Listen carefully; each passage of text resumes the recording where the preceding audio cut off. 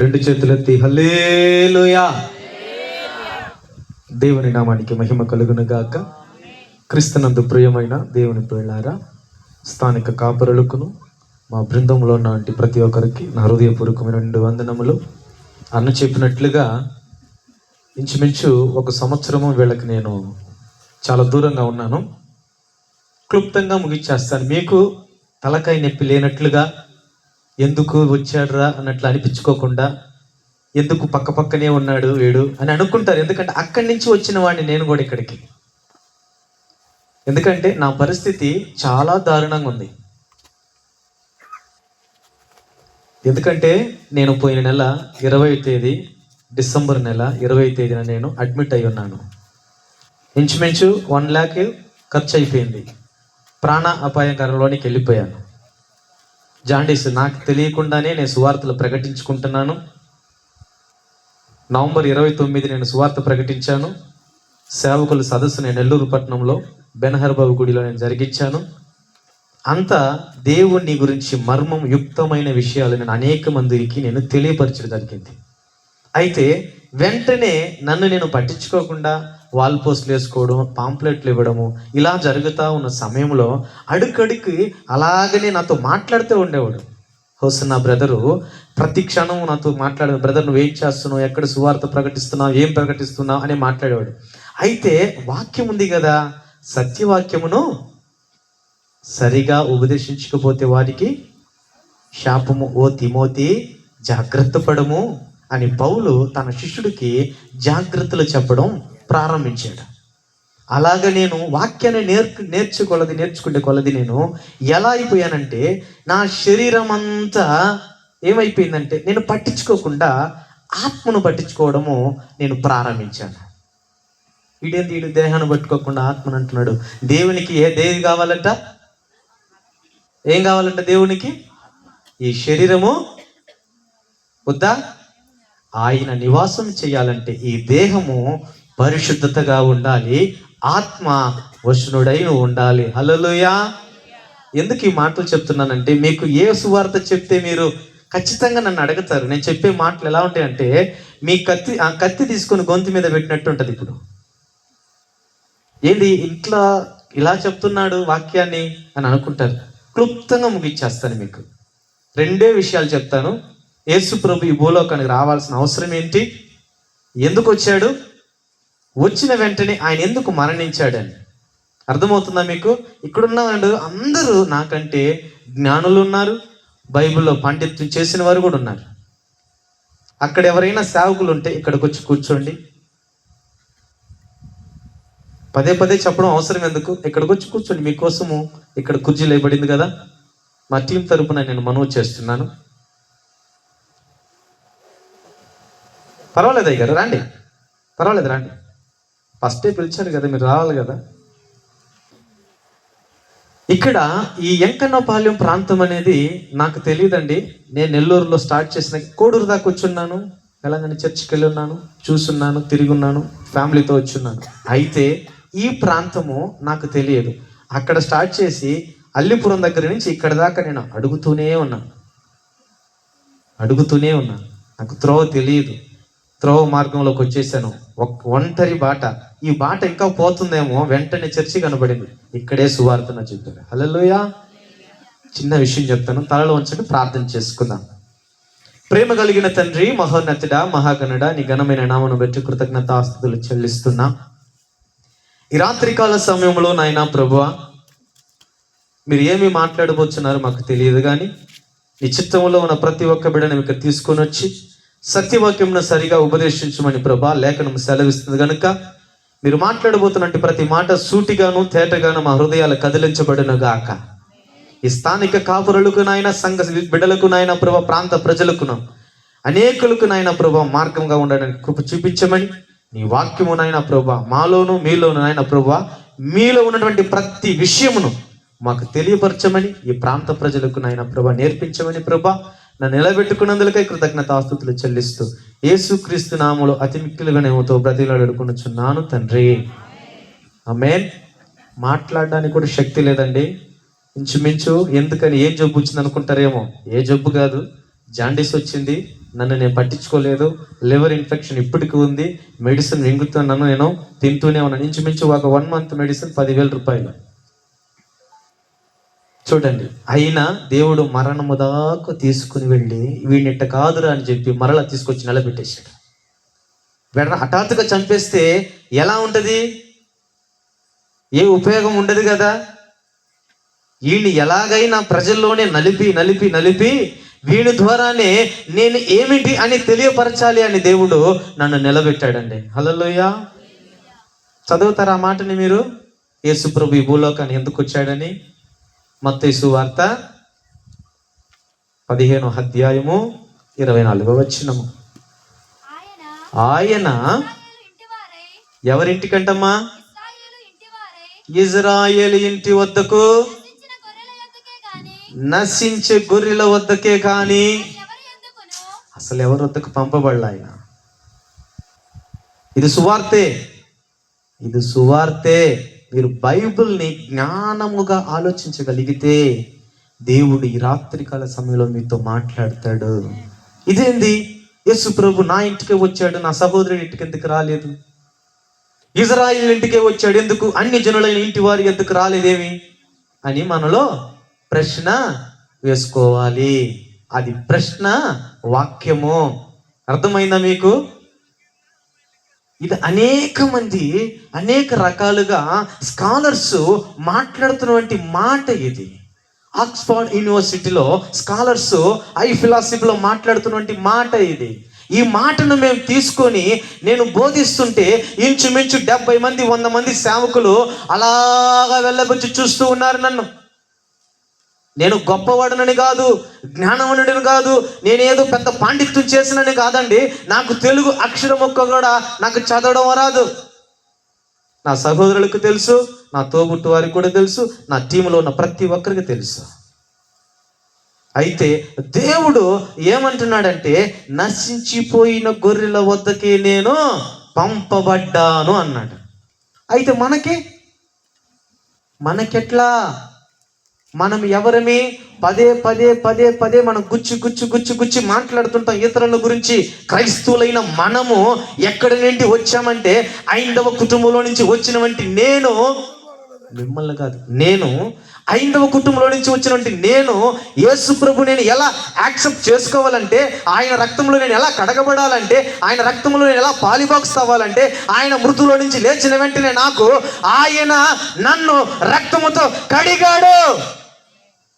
హల్లెలూయా. ఎందుకు వచ్చాడంట ఈ లోకానికి? ఇజ్రాయేలు సొంత జనాంగము ఆయనని తృణీకరించారంట. రోమాపత్రిక 8వ అధ్యాయం 10వ వచనం చదివితే మీకు ఎలా అనబడుతుందంట, ఆయన సున్నతి చేయబడిన వారి వద్దకు ఎలా వచ్చాడంటే పరిచారము చెయ్యటకే. మన వద్దకు ఎలా రావాలి ఇప్పుడు ఆయన? ఇప్పుడు మేము ప్రకటిస్తున్నాం భారతదేశంలో అనేక మారుమూల పల్లెలో, ఎక్కడెక్కడ ఈ ఆంధ్ర రాష్ట్రంలో మేము ప్రకటిస్తున్నామంటే ఈ సువార్తను ఏ విధంగా ప్రకటించాలి? ఎన్ని రకాలు సువార్తలు ఉన్నాయండి బైబిల్లో? 4 సువార్తలు. ఏమేమి సువార్తలు అయ్యగారు? ఇదేనా? ఇది సువార్తనా? అక్కడే జ్ఞానం ఆగిపోయింది కనుక ఆ 4 సువార్తల గురించి మాట్లాడుకుంటున్నాం. బాప్తిస్మిచ్చే యోహాను ఏమని ప్రకటించాడు? పరలోక రాజ్యము సమీపించింది, మీరు మారు మనసు పొందుడి. యేసుక్రీస్తు ఏమని ప్రకటించాడు? పరలోక రాజ్యము సమీపించింది, మీరు మారు మనసు పొందుడి అన్నాడు. మార్కు సువార్తలకు వస్తేలికే యేసుక్రీస్తు సువార్తను గురించి మీరు ప్రకటించండి. హల్లెలూయా. ఏ సువార్తను ప్రకటించాలి? యేసుక్రీస్తు గురించి. యేసుక్రీస్తు ఈ భూలోకానికి ఎలా వచ్చాడంటే, సశరీరుడుగా, శరీరధారిగా, మానవుడిగా ఈ భూలోకానికి వచ్చి తన స్వకీయ జనుల వద్దకు వచ్చిన వెంటనే ఆయన తన స్వకీయ జనులు తృణీకరించారు. అయితే వారు తృణీకరిస్తే నేను అన్య జనుల వద్ద నుండి నేను వాళ్ళని రక్షించుకుంటాను. ఎఫెసీ పత్రిక క్లుప్తంగా ముగించేస్తాను, మీకు టూకీగా చెప్తున్నా, మీకు పాయింట్ టు పాయింట్ చెప్తున్నా అంతే. ఎఫెసీ పత్రిక 2వ అధ్యాయము 8వ వచనము చదివితే మీకు అక్కడ కనబడుతుంది మనకి ఎలా రక్షణ వచ్చింది అనేది.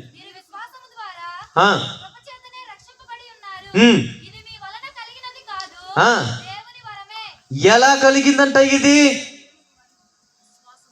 నీ ద్వారా కాదు, నా ద్వారా కాదు, మనుషుల ద్వారా కాదు, బంధువుల ద్వారా కాదు, స్నేహితుల ద్వారా కాదు, కేవలము ఆయన ఉచితమైన కృప వలనే. ఈ కృపను పట్టుకొని ఈ కృపా సువార్తను ప్రకటించమంటే ఏమని ప్రకటిస్తాం మనము? 4 సువార్తలు ప్రకటించారు. అపోస్తలులు ఏ సువార్తను ప్రకటించారు? యేసు ప్రభు ఎందుకు వచ్చాడని చెప్పాను, ఎందుకు అన్ని జనులని రక్షించుకున్నాడు కూడా చెప్పేశాను. ఇప్పుడు సువార్తలకు వచ్చాను. సువార్త ఎన్ని సువార్తలు?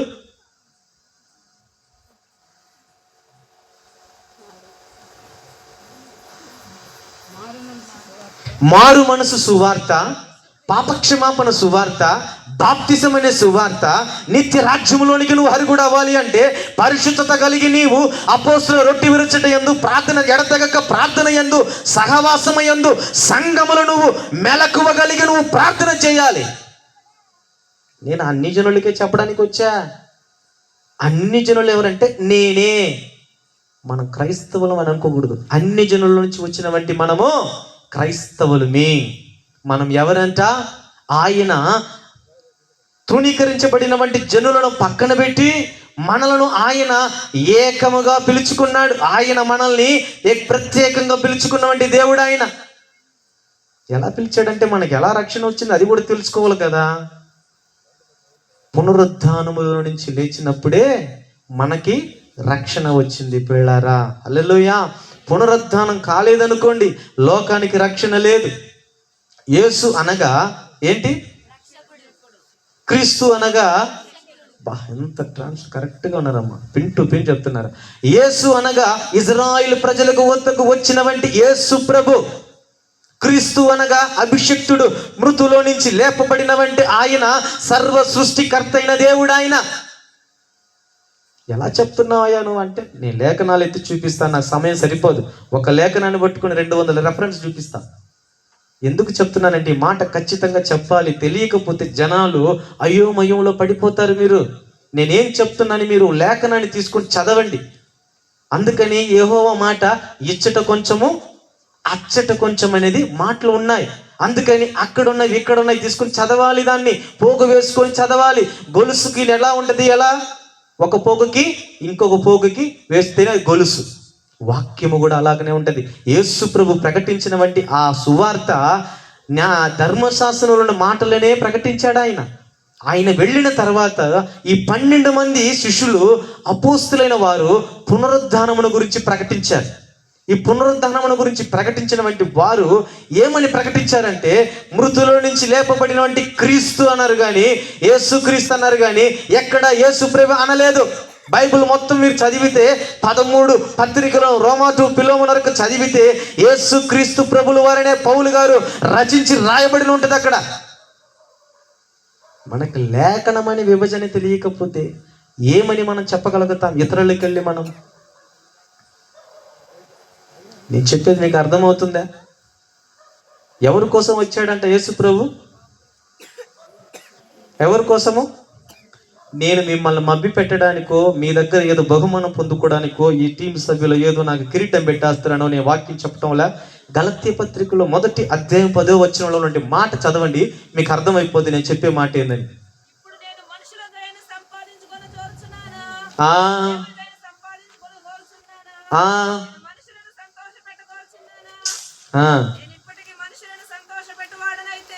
నీ సేవకుని కాదు, నేను ఆయనకి దాసునే కాదు. నేను నిన్ను సంతోష పెట్టే పని అయితే ఈ రాత్రికాల సమయంలో నా దగ్గర నుండి నువ్వు సంతోషాన్ని కోరుకోవాలని ఆశిస్తే దేవుని లేఖనం ఏమంటుందంటే, నిన్ను ఆయన ఎన్నుకున్నాడా లేదా, రక్షించబడ్డావా లేదా, క్రీస్తు రక్తంలో నువ్వు పాలిభాగం అయ్యున్నావా లేదా అని ఈ రాత్రికాల సమయంలో దేవుణ్ణి అడుగు. అడగకపోవడం వల్ల నేను నష్టపోయాను, నా కుటుంబం నష్టపోతుంది, ప్రతిరోజు ఏడ్చుకుంటున్నా నేను. ఏంటి ప్రభువా నా పరిస్థితి? నేను చనిపోయి ఉంటే, చిన్న బిడ్డ 5 నెలలు పాప ఉంది నాకు, రీసెంట్గానే డెలివరీ అయింది సెప్టెంబర్ 9th. నేను చనిపోయాను ఈ బిడ్డకు నేను తెలియదు. నా పెద్ద కుమార్తె 9 సంవత్సరాలు, 15 సంవత్సరాల కుమారుడు. చూడండి ఒకరికొకరికి ఎంత గ్యాప్ ఉంది. ఇంత గ్యాప్ నేను ఫిల్ చేయాలంటే ఏం చేయాలి? వారి ముగ్గురికి నేను సువార్తను నేర్పించాలి, లేఖన పరిజ్ఞానము వారికి నేర్పించాలి. హల్లెలూయా. ఈ పరిజ్ఞానము లేని వారి మనము ఇతరులకు చెప్పేటప్పుడు ఏం చెప్తున్నాం అనేది గ్రహింపు కూడా మనలో లేకపోవడం వలన, అవగాహన లేకపోవడం వలన క్రీస్తు యేసు ప్రభు ఎవరి కోసం వచ్చాడని కూడా మనకి తెలియదండి. చాలా మందికి తెలియదు. అయితే నేను చెప్తున్నాను, మృతులో నుంచి లేపబడినటువంటి యేసుక్రీస్తు ప్రభుల వారు నీ కొరకు నా కొరకు సిలువ మానులో వేలాడి ఆయన శూన్యముగా ఉన్నప్పుడు ఆయన ఏం చేశాడంట? ఏంటా శూన్యమో?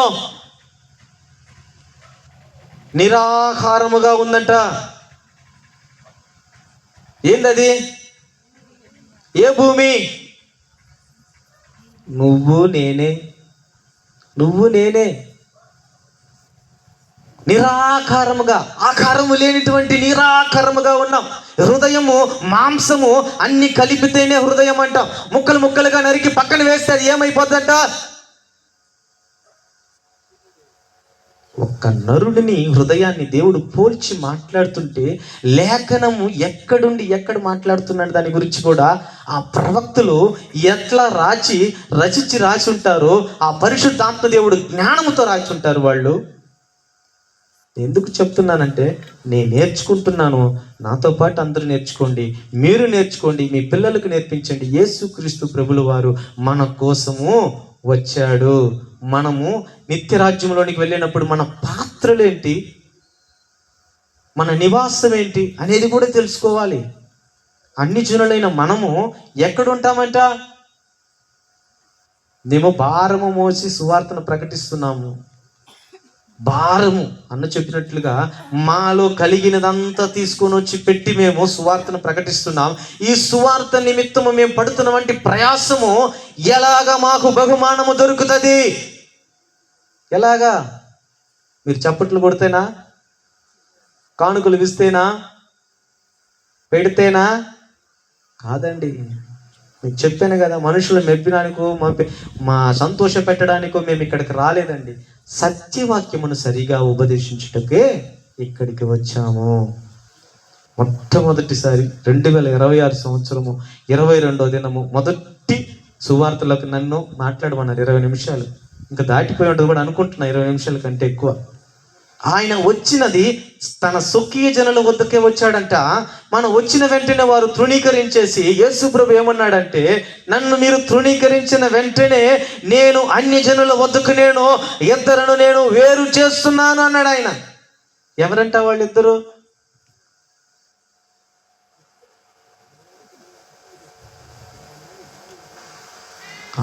పర్వాలైతే ఆయన ఇద్దరిని వేరు చేశాడంట.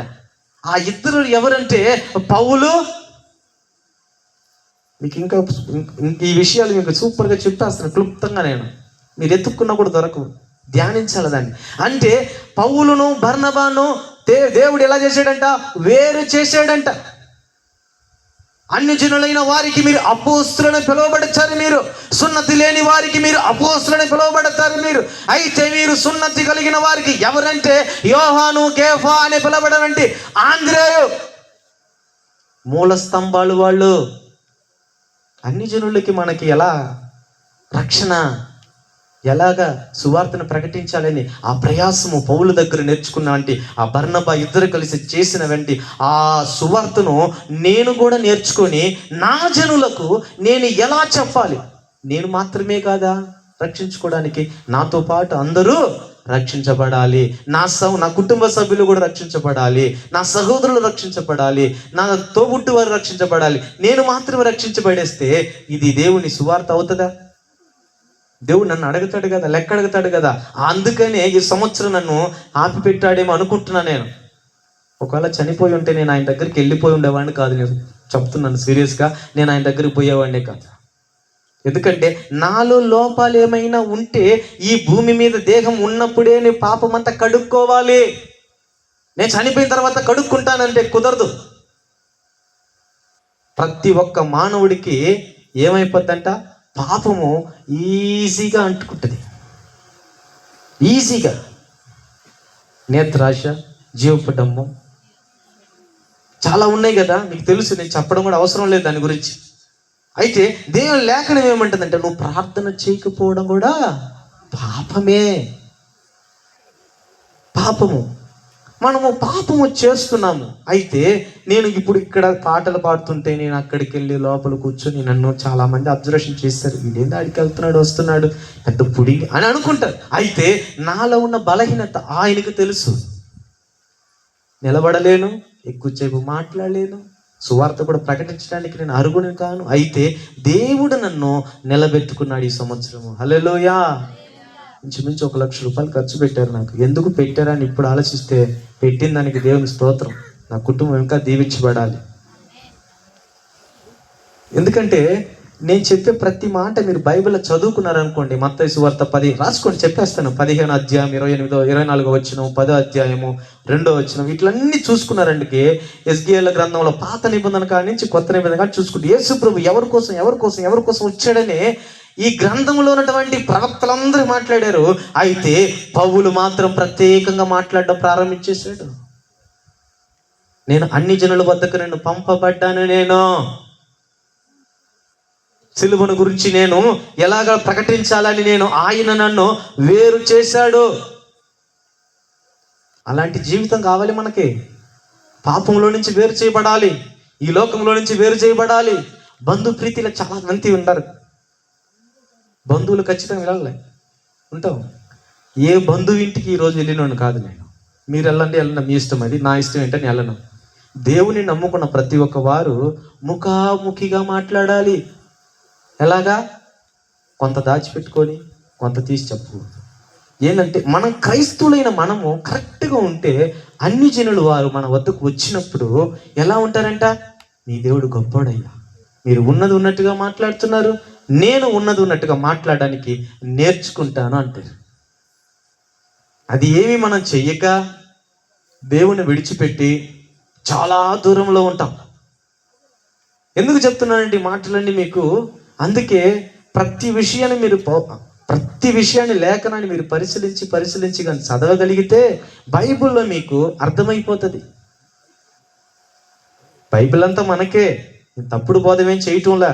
పోయిన నెలలో నాకు యాంటీ క్రిస్టియన్ పేరే ముద్ర గుద్దారు, నాకు దొంగ బోధని గుద్దారు, నాకు ముద్ర వేశారు.